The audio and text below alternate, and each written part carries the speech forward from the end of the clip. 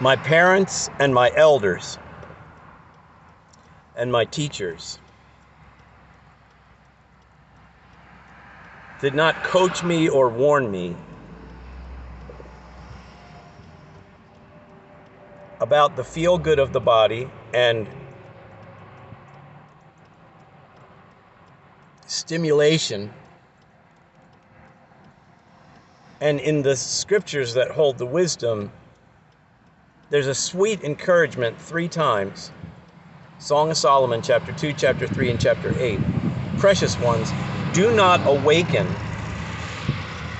arousal, pleasure, desire, sexual love. Do not awaken sexual desire and love until it is time.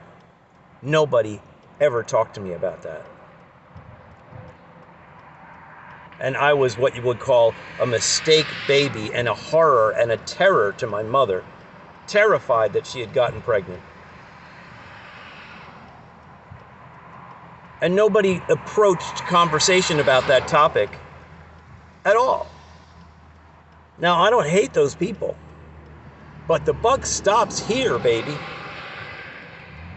Grandpa Honesty Guy is going to talk about the feel-good of the body, the flow of the body, and spirits, the spirit realm and the afterlife, and what keeps us okay, because I was not okay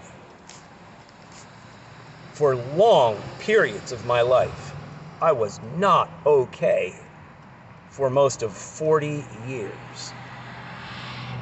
And I have researched to learn the things that would have benefited me, and the simple, happy, cheerful conversation, the Mr. Rogers type of conversation that would have kept me open-hearted,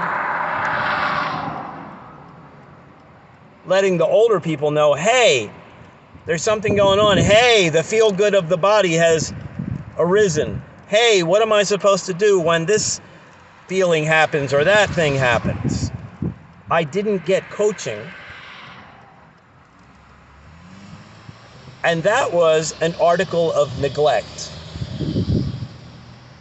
I was a neglected and abused child, because if you give someone the keys to a sports car and they're all thrilled about it, but you don't tell them where the gas goes in and you don't tell them about oil changes, they will either run out of gas and be confused and not even know how to keep the car running,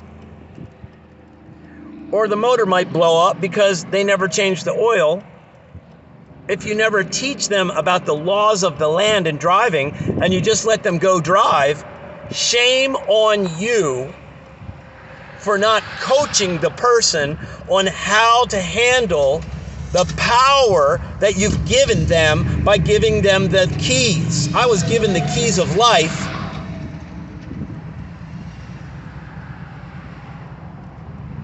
And no one ever told me about the pleasures, the nice pleasures that surround the coming forth of a child and the gift of life. And that, in the vernacular, that sucks. That's like giving your child the keys to a sports car, not talking about the rules of the road, and then hearing that your child is dead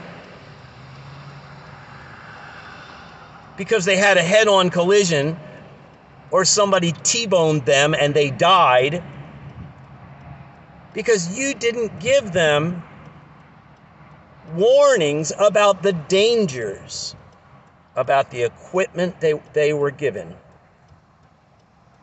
This male human equipment is a challenge. And the entire family, if the entire family does not know how to coach the boys with the male human equipment into a beautiful life, then shame on you. And if you don't have an idea of how to coach the boys into a reasonable, good male human life, well then stick around and visit the playlists of Grandpa Honesty Guy. This is an intro to the interesting videos on masturbation video list. There's a lot of voices and comments on this thing. And one of them is this beautiful comment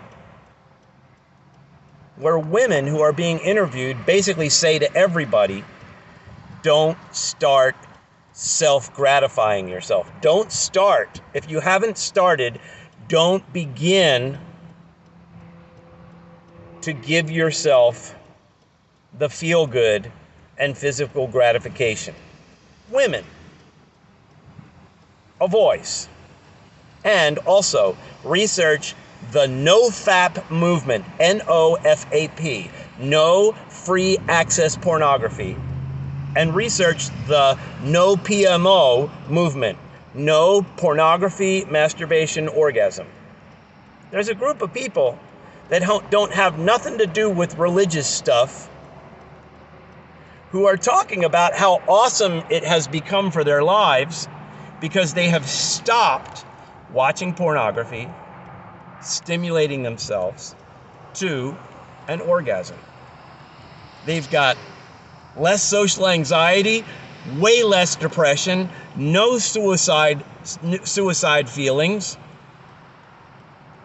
better success at studies and business, and better relationships, just because they have stopped promoting the personal, secret, intimate feel-good of themselves, the self-gratification.